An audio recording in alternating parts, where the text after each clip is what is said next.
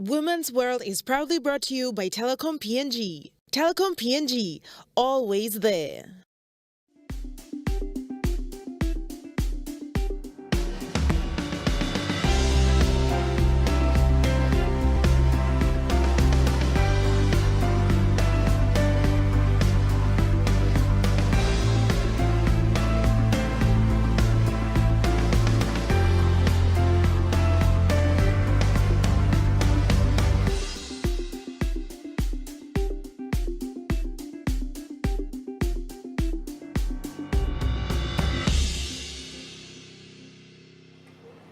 Domestic violence continues to be an alarming issue here within our country at a rate steadily higher than before. Although various are the causes, one question does remain. Is enough being done to put perpetrators behind bars? I am Miriam Rakone and welcome to this episode of Women's World. On this episode, we will be touching on domestic violence, the causes, and the effects on victims, especially on the types of services that are available to victims here within our country. Domestic violence, also known as domestic abuse or intimate partner violence, may start when one partner feels the need to control and dominate the other. Abusers may feel this need to control their partner because of low self-esteem, extreme jealousy, difficulties in regulating anger, and other strong emotions, or when they feel inferior to the other partner in education and socioeconomic background. Some people with very traditional beliefs may think they have the right to control their partner and that women aren't equal to men. Others may have an undiagnosed personality disorder or psychological disorder. Still, others may have learned this behavior from growing up in a household where domestic violence was accepted as a normal part of being raised in their family. The main causes of domestic violence are childhood abuse, the urge to be in power and in control over the victim, mental issues, jealousy, insecurity, anger issues, and intimidation. Even though the causes of domestic abuse remain poorly understood, it is critical that society stands strong against the crime of domestic violence and supports laws and social programs put in place to stop the cycle. Here in Papua New Guinea, more than 2/3 of women have experienced family violence, while in some parts of the country, 80% of men have revealed that they have afflicted violence upon their partners or upon a family member.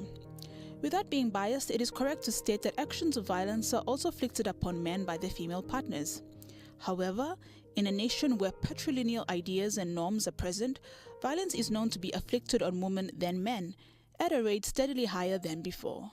I'm Uma Ambi, a mental health advisor, and right now we will talk about domestic violence.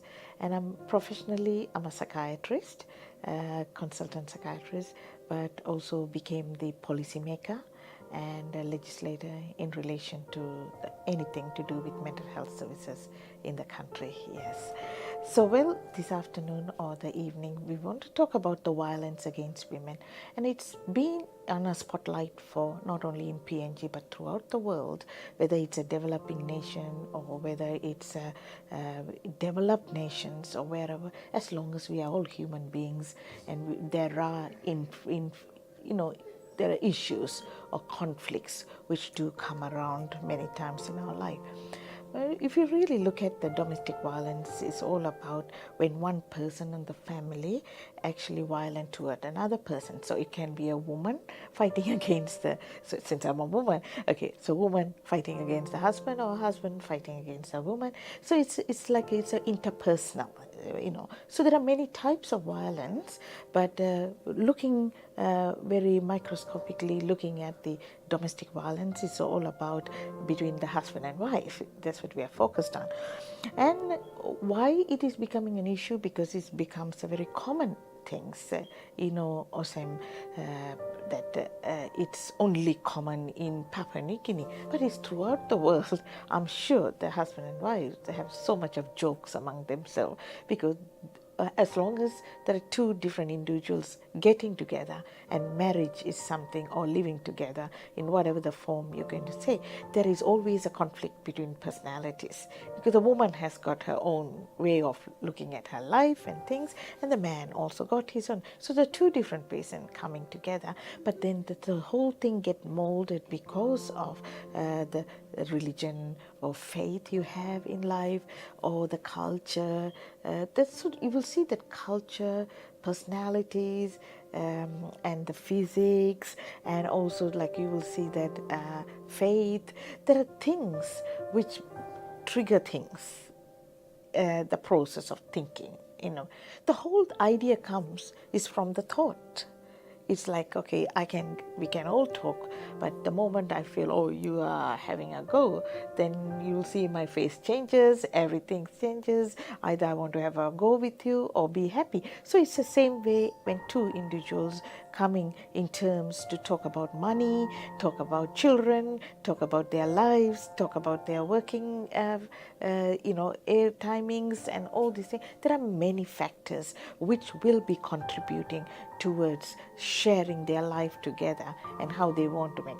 End of the day, you are going to tell why are we getting married, who am I getting married. All these things have to be looked at the first place before we have an intimacy to bring, because you want to have a peaceful mind throughout the life. So either you have to tangle together, or you need to start changing certain areas of your life to get together and make a good parents, or good mother, father, of course, good brother, sister, or good societal person. It all depends on the two of them, how they look at themselves and the family and the country and overall, because that's where the immense the peace comes in, which makes you to understand, or should I get angry, because it's all about how you're dealing the emotions all the time, something like that.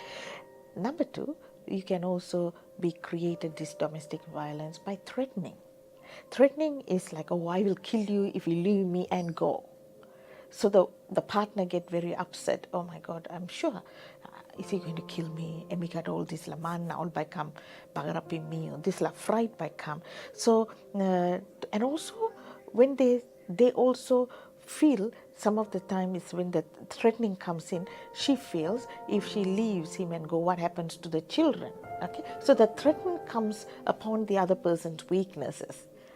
You got money, but you go now buy me Salimol boys na come bagarapim you. Now you look him also marry him, create him, narabla kind mental health issues. Number three is forcing to have a sex is also an abuse, because you see, sex is something is more divine and is a bit very sacred thing. But when you say the man get drunk and come and the woman can't take the smell of an alcohol and he wants to, and it becomes like a repeat thing. It's not a sacred things anymore between the married couple. So that's one of the way of people consider as an abuse when you have a sex without the consent. Even though you're a wife, all by talk of same human rights, you mean yet, even though you're married and things like that, it does have some conflicts among themselves. The other thing is, one of the way of abusing is by controlling the resources. So resources in the home is like, okay, make sure the Maria Karem, bank card blow me na round stuff na, so na buy me go put him stop, or by not giving money for cooking and things to make sure that she feels it. He has got the power or she has got the power. I have to be very neutral here. Then everybody will be, my husband don't go anywhere. He will come to the house because he can sleep peacefully, no irritation. Even there's money issues. I have a lot of because I'm a Papua New Guinea citizen, little money my husband don't earn. So we have a lot of issues, but we're still happy. When you have nothing in your hand, you don't have wrong friends with you. You understand? So I prefer to live with a faikina than living with $1 million. And you will get to know who is your friend and who is not your friend. You see? So you have to be a woman at the first place before you become a working woman. Because working woman allows you to go into what do you call them? Another cultural perspective. And you are in a different world and you look at everybody as, yes, I know better than you. And that attitude triggers. You understand? Many times. It just be me. I'm happy because I clean my food at home and cleaning. I also cook for everybody outside. not only that, like outside to all the boys and everything. It's not only me and my husband. I would cook for my kompia mampung, surungi, all these engans. They all eat, they all come, they all feel good. Hey, wah, always. So only when I drive out, when we talk, okay, you become a professional. At home, you're a woman. If you know that role right, then you are wonderful. No man will touch you because you can also, God won't allow that to happen.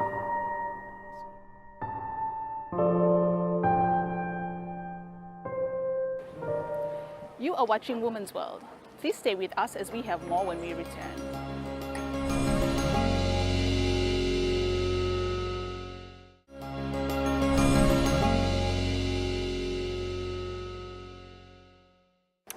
Welcome back. Many a times you may feel the urge or feel pressure to help family members, loved ones, or even relatives who are victims of domestic violence.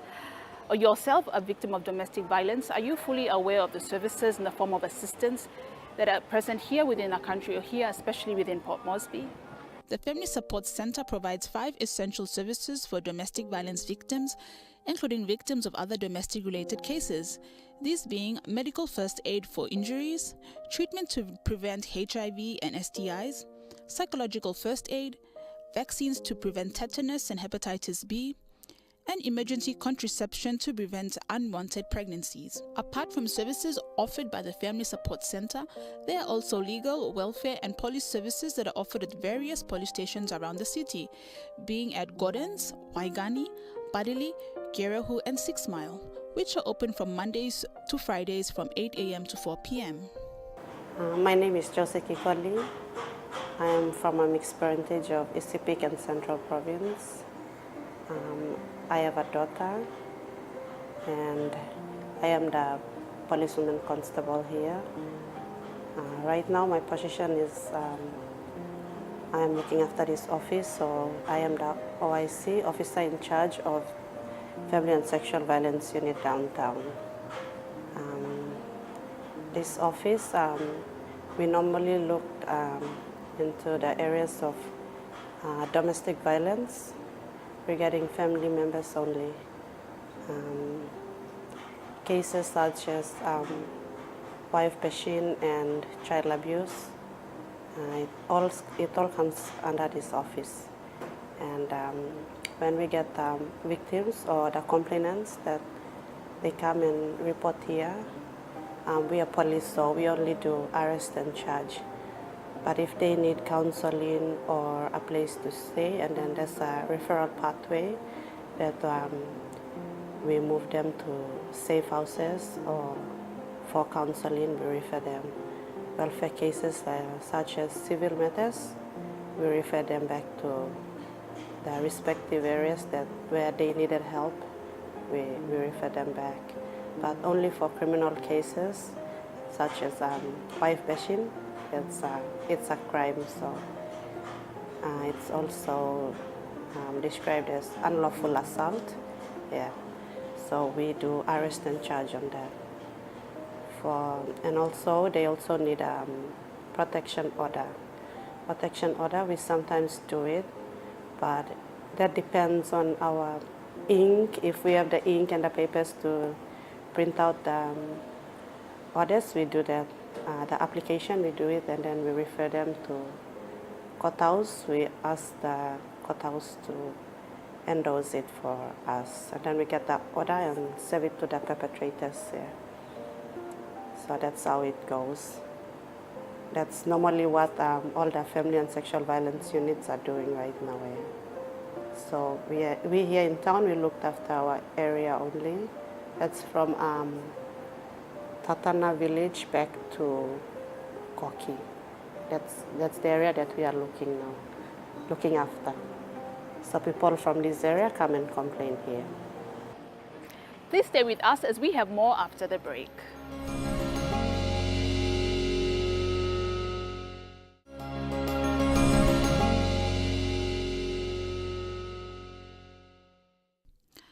Josie Kilori is among one of the many Papua New Guinean women here in the country that have experienced brutal, harsh treatment from their partners in the form of near-death experiences. Josie remains part of the 2% who choose to be vocal about their experiences and advocates actively for the protection of women and children against acts of domestic violence. As we all know, domestic violence happens every day. It's like it normally happens like every day of our lives, and people are facing this problem every day. So, like sitting in this office and getting the complaints, I get like almost 10 complaints a day. That's the maximum. And then seeing all these victims coming in, victims meaning it's not like women alone, we also have men and children coming in as victims to put their formal complaint. But I know that there's lots of women out there. They're keeping it quiet. They don't really come out to share. But from my experience, I experienced very few of them. They came and we talked. Like at first, they don't want to give the story. They felt shy, and they told me that they don't want to, expose themselves, and people will know that they have this kind of problems. But as a matter of fact, they are actually going through that. But they just break through. Somehow they just broke through and came out and gave their stories. So I normally encourage them that it's okay, it's between you and me. I will never tell any other one about your stories. It's between you and I, and I'll do my best to help you. But most of them come for restraining orders. They just want restraining orders because most of the time men are the breadwinners. So thinking along that line, they don't want us to arrest their partners or the perpetrators, because if they do so, then they think of their kids. We also have policemen. They are also perpetrators, and their wives also don't want to, go ahead to arrest them. So they only come here for advice and restraining orders only. That's because they don't want further problems. They're just scared. But my advice to all the victims out there is they must know that domestic violence is not their problem if they kept it to themselves. It's everyone's problem now. And it's happening every day, and we can't keep quiet about it. We have to come out, find a solution to end these things. If they don't share it with us, like there's people out there to help. They don't come out and share it with us, we won't know. So they have to come and report. That's how we can help them, because we don't know what they're facing and what they are doing right now. But if they come and tell us, we can help them. We have safe houses or safe places where we can put them there and keep them for some time, and then get their orders or perpetrators arrested, and then they can go back and stay at their house. I just don't want them to feel scared. I want them to come out and report it. I am one of the victims too, yeah. It was 25th of March 2018, last year. I had an incident with my ex-partner. He's a policeman too, and he almost killed me because I made up my mind to leave him, because he was very aggressive. And then out of I don't know what got into his mind, and then he came and attacked me at my home at Morata Police Barracks. I was outside the yard and he came and attacked me. But I was lucky that I'm still alive, And then when I was in the hospital when he also walked in and tried to finish me off from there at Gero Hospital, but he never succeeded. After that, I was put in a safe place, and then I came put a formal report, and then they arrested him, and now he's out on bail. So my case is now before the National Court, before Justice Mogish. Yeah. So I'm looking forward for the end result. I want him convicted. I want him to go and serve some years in Bomana and learn what he has done to me. So, like, I'm just encouraging all the victims out there to, do the same thing. I don't want them to feel scared and give up. If they give up, nothing will happen.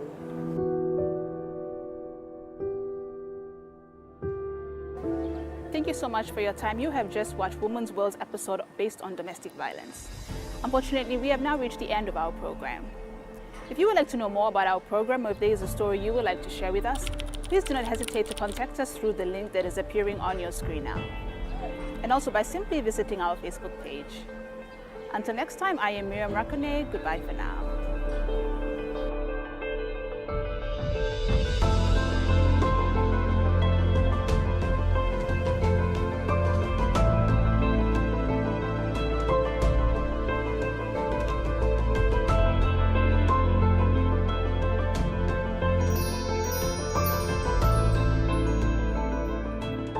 Women's World was proudly brought to you by Telecom PNG. Telecom PNG, always there.